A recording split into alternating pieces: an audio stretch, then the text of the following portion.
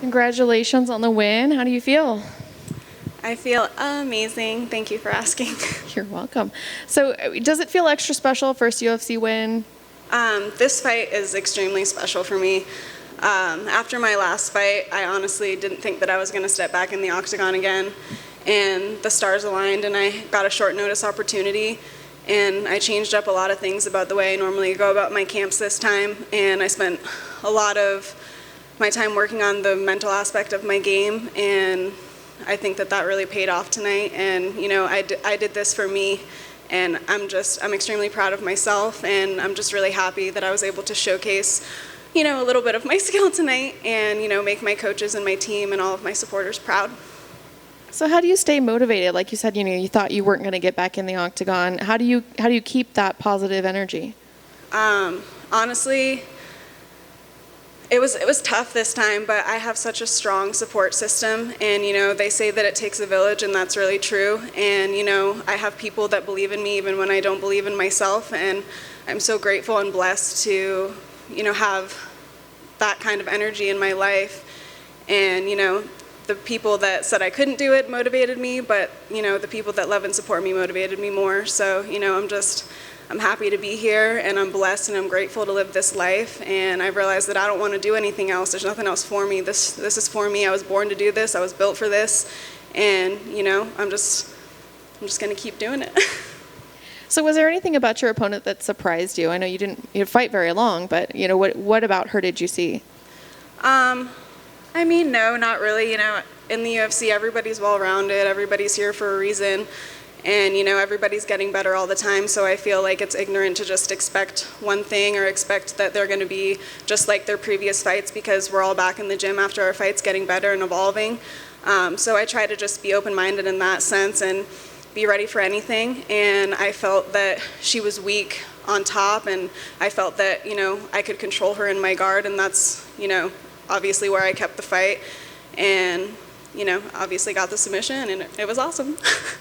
So, you know, now that you've got this win, do you have someone in mind that you'd like to fight next? I kind of want to fight DC for talking so much crap about me my last fight. I'm just kidding. I really don't want to fight him.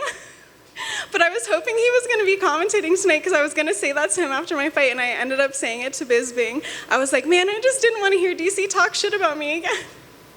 Sorry, S-H-I-T, Sean. I'm sorry. Oh, you can curse all you want. Okay. And when do you want to get back in there with DC? I'm scared now. Well, you know, I have to watch my best friend get married next weekend, and I do want to spend a little bit of time with my family.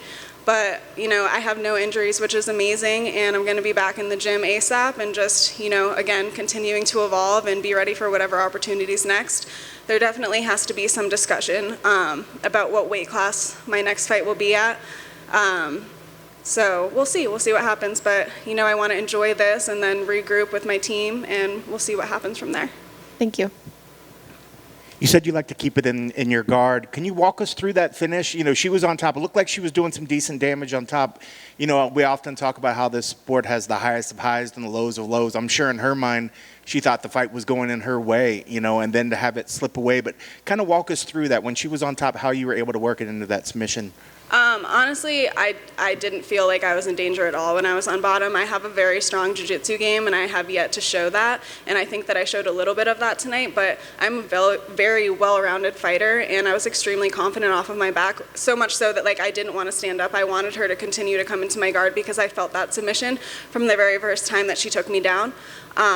So no, like I think she threw a couple shots, but I really didn't feel like I was in danger ever, and I knew that I was going to get the submission off of my back, so I wanted to keep it there.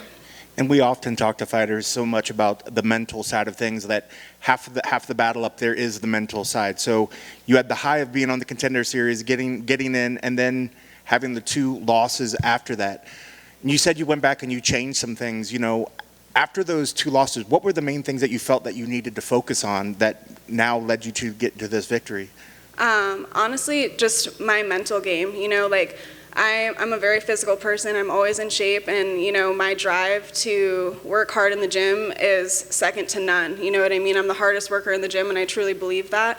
It's always just coming down to the mental aspect of my game, and honestly, I could have not worked out one single day this entire fight camp and just did what I did for my mentality and for my spirit and emotionally, and I still believe that I would have come out on top because I think that's what made the difference for me tonight.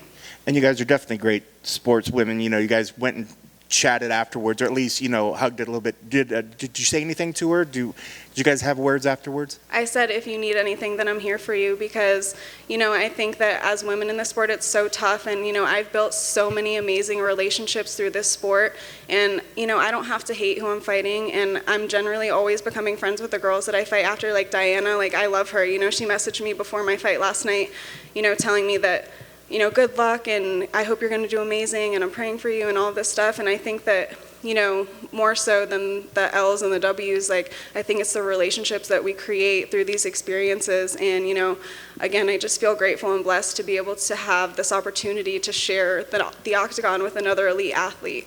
That's awesome. And lastly, us media, we're always making up things when things don't really exist. But when we were looking at the Contender Series this year, more contracts than ever are being given out. Do you feel that it was harder to get contracts when you went through it than it is right now? Well, I didn't get a contract on the Contender Right. But at least Series, your season was much tougher. Now they seem to be giving contracts out even to a loser. Somebody that lost got a contract not a loser, but you know what I mean. Yeah. Someone that lost. That lost. I mean, who knows? I can't say too much about that because I really haven't been following the fights too closely. But what I will say is that, sports in general, they evolve so much every single year, and athletes are just getting so much better. So, even if you lose a fight, that doesn't mean that you're not an elite level athlete, and that doesn't mean that you don't have what it takes to be in the UFC. And I think that it's amazing that Dana can see that. I think that everybody there has to be a loser. Like, there has to be a winner and there has to be a loser. And that's why I also feel like if you can't take those failures and use them as opportunities to learn and grow, then you're in the wrong sport. So, I think that's amazing too, that we can see, people doing good things even if they don't win. Awesome. Congrats on the win. Thank you. That's it.